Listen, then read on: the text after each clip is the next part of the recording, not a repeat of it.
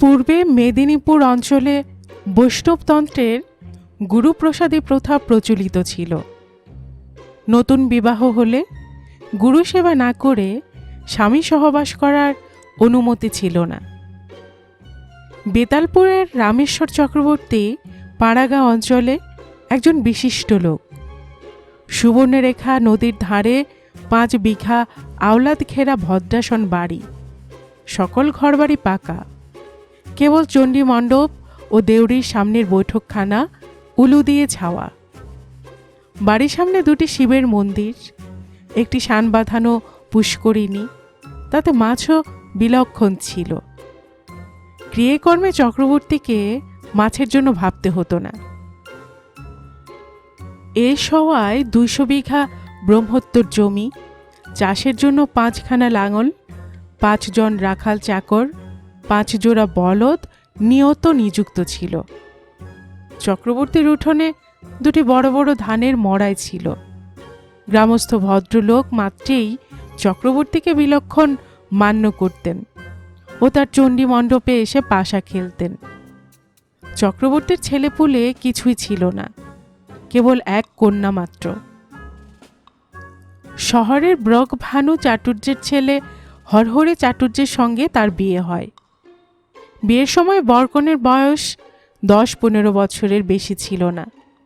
সুতরাং জামাই নিয়ে যাওয়া কি মেয়ে আনা কিছুদিনের জন্য বন্ধ ছিল। কেবল পাল পার্বণে, পিঠে সংক্রান্তি ও ষষ্ঠী বাটায় তত্ত্বতাবাস চলত।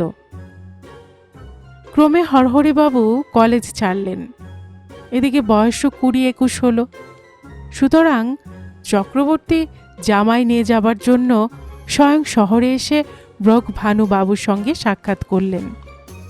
ব্রক ভানুবাবু চক্রবর্তীকে কয়দিন বিলক্ষণ আদরে বাড়িতে রাখলেন। শেষে উত্তম দিন দেখে হরহরিকে সঙ্গী দিয়ে পাঠালেন। একজন দারোয়ান, একজন সরকার ও একজন চাকর হরহরিবাবুর সঙ্গে গেল। জামাইবাবু 3-4 দিনে বেতালপুরে পৌঁছলেন। গায়ে শোর পড়ে গেল। চক্রবর্তীর শহুরে জামাই এসেছে। গায়ের মেয়েরা কাজকর্ম ফেলে ছুটোছুটি জামাই দেখতে এলো। ছোড়ারা শহরের লোক প্রায় দেখেনি, সুতরাং পালে পালে এসে হরহরি বাবুকে ঘিরে বসল। চক্রবর্তীর চণ্ডী মণ্ডপ লোকে রই রই করতে লাগলো।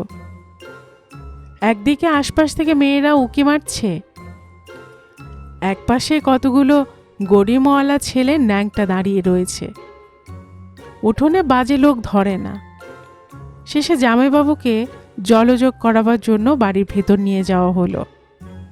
পূর্বে জলযোগের জোগাড় করা হয়েছে। পীড়ের নিচে চারিদিকে 4টি সুপরি দেওয়া হয়েছিল। জামাইবাবু যেমন পীড়ে পা দিয়ে বসতে যাবেন, অমনি পীড়ে গেল গড়িয়ে।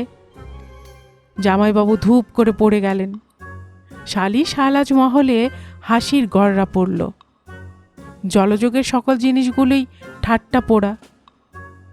মাটির কালো জাম, ময়লা ও চেলের গুড়ির সন্দেশ, কাঠের আঁক ও বিচালির জলের চিনির পানা, জলের গেলাসে চাকুনি দেওয়া আরশোলা ও মাকড়সা, পানের বাটায় ছুঁচো ও ইঁদুর পোড়া। জামাইবাবু অতি কষ্টে ঠাট্টার যন্ত্রণা সহ্য করে বাইরে এলেন। সমবয়সী 2-4 শালা সম্পর্কে জুটে গেল। শহরের গল্প তামাশা ও রঙ্গে দিনটি কেটে গেল। রজনী উপস্থিত।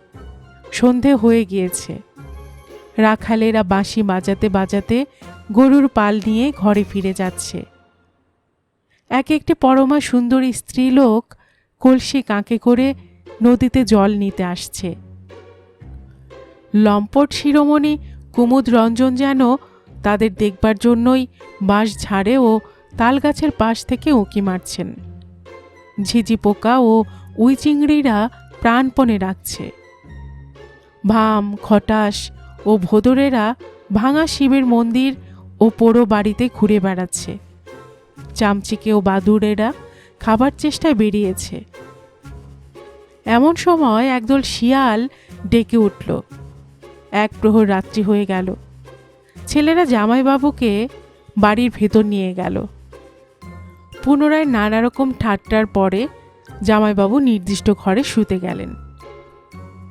বিবাহের পর পুনর্বিবাহের সময়েও জামাইবাবু শ্বশুরালয়ে যান নাই। সুতরাং 5 বছরের সময় বিবাহকালে যা স্ত্রীর সঙ্গে সাক্ষাৎ হয়েছিল, তখন দুইজনেই বালক বালিকা ছিলেন।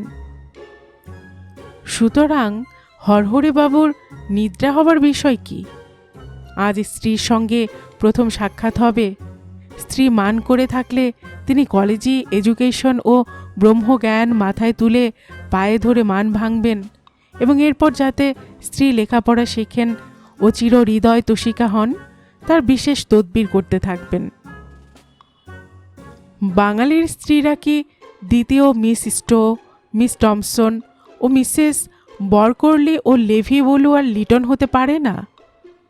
বিলিতি স্ত্রী হতে বরং এরা অনেক অংশে বুদ্ধিমতী ও ধর্মশীলা। তবে কেন বড়ি দিয়ে পুতুল খেলে ঝগড়া ও হিংসায় কাল কাটায়?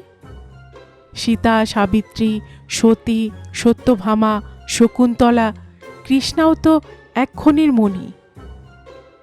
তবে এরা যে কয়লা হয়ে চিরকাল ফর্নেসে বন্ধ হয়ে পোড়েন ও পোড়ান, সে কেবল বাপমা ও ভাতার বর্গের চেষ্টা ও তদবিরের ত্রুটি মাত্র।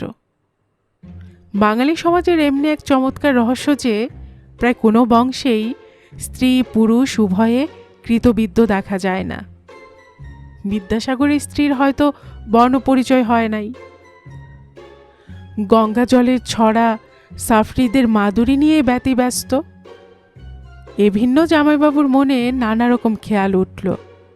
ক্রমে সেই সব ভাবতে ভাবতে ও পথের ক্লেশে অঘোর হয়ে ঘুমিয়ে পড়লেন। শেষে বেলা 1 প্রহরের সময়ে মেয়েদের ডাকাডাকিতে ঘুম ভেঙে গেল। দেখেন যে বেলা হয়ে গিয়েছে। তিনি একলা বিছানায় শুয়ে আছেন।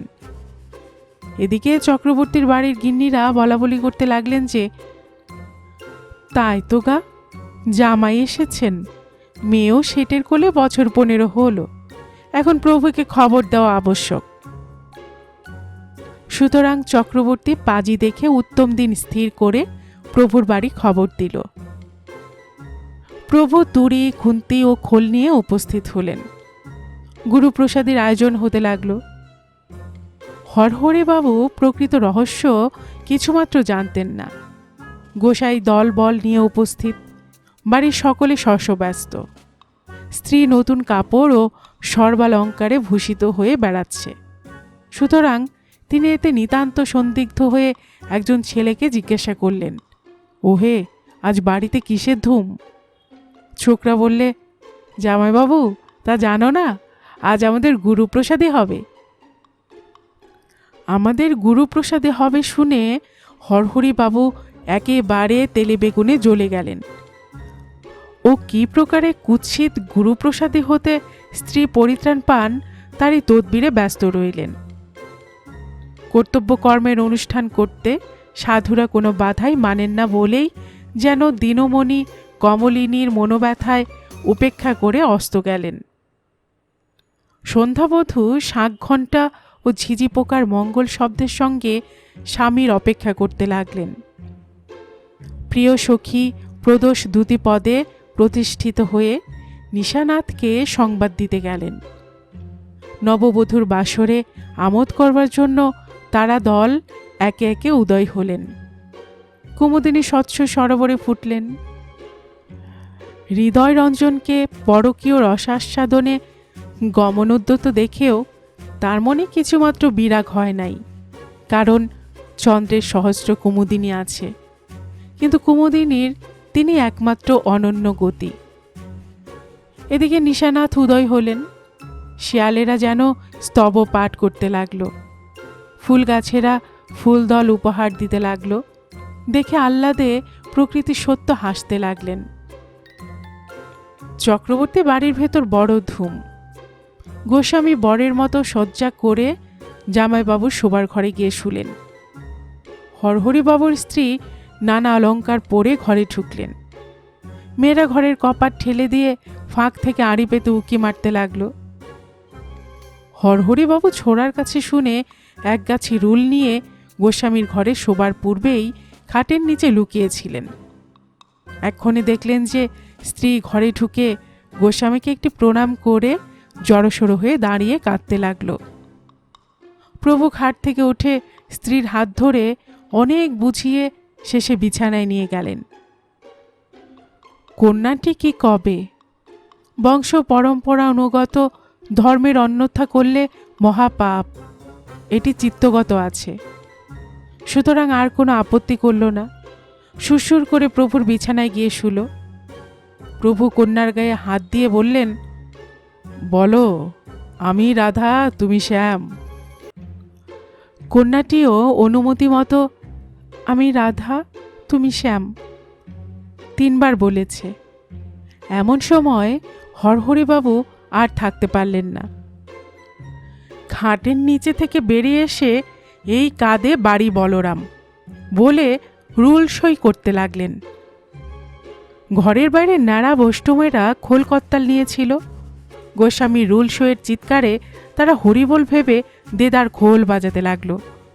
মেয়েরা উলু দিতে লাগলো। কাশের ঘণ্টা শাঁকের শব্দে হুলস্থুল পড়ে গেল। হরহরিবাবু হঠাৎ দরজা খুলে ঘরের ভেতর থেকে বেরিয়ে পড়ে। একেবারে থানার দারোগার কাছে গিয়ে সমস্ত কথা ভেঙে বললেন। দারোগা ভদ্রলোক ছিলেন। তারে অভয় দিয়ে সেদিন যথা সমাদরে বাসায় রেখে তার পরদিন বরকন্দাজ মোতায়েন দিয়ে বাড়ি পাঠিয়ে দিলেন। এদিকে সকলের তাক লেগে গেল ইনি কেমন করে ঘরে গিয়েছিলেন। শেষে সকলে ঘরে গিয়ে দেখে যে গোস্বামীর দাঁতে দাঁত কপাটি লেগে গেছে। অজ্ঞান অচৈতন্য হয়ে পড়ে আছেন। বিছানায় রক্তের নদী বচ্ছে।